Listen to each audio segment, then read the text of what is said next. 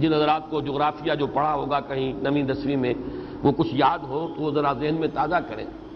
ہماری زمین جھکی ہوئی ہے 66 درجے کے زاویے پر، جس کا نتیجہ یہ نکلتا ہے کہ جب یہ سورج کے گرد خود چکر لگاتی ہوئی سورج کے گرد چکر لگا رہی ہے یہ زمین، یہ فضا کی رقاصہ کے مانند ہے یہ زمین، یہ فضا کی رقاصہ آدم نو کے انتظار میں ہے.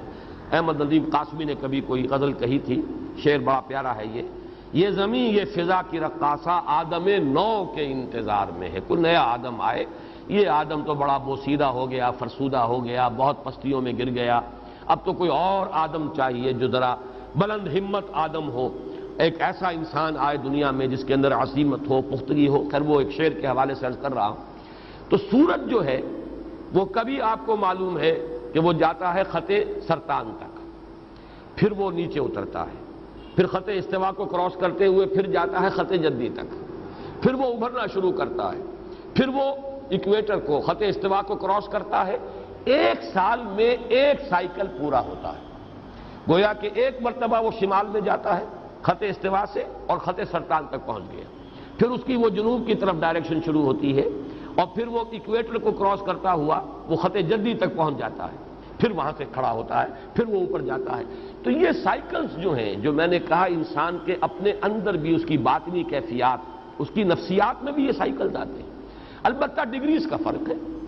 جو کم حساس قسم کے لوگ ہیں، جو زیادہ جو صرف حیوانیت کی سطح پر زندگی بسر کر رہے ہیں، حیوانوں میں یہ نہیں ہوتا، لیکن یہ کہ انسانوں میں جو حیوانیت کے قریب ہوں گے بے حس قسم کے لوگ، ان میں یہ جو اپ اینڈ ڈاؤن ہے یہ بہت کم ہوگا، نہ ہونے کے برابر.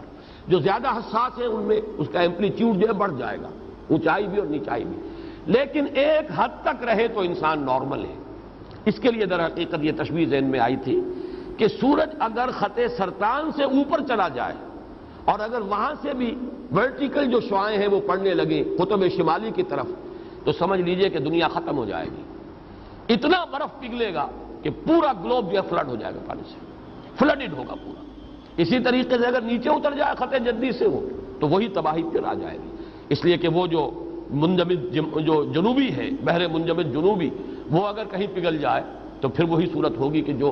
تو معلوم یہ ہوا کہ ایک حد تک یہ سورج کی جو سائیکل ہے اگر یہ سرطان سے جدی تک رہے تب تو ہے عافیت اور خیریت. زمین پر جو یہ حیات دنیاوی ہے، حیات زمینی، اس کا سلسلہ قائم رہ سکتا ہے. یہ کہیں بڑھ جائے تو پھر ختم ہو جائے گا سارا.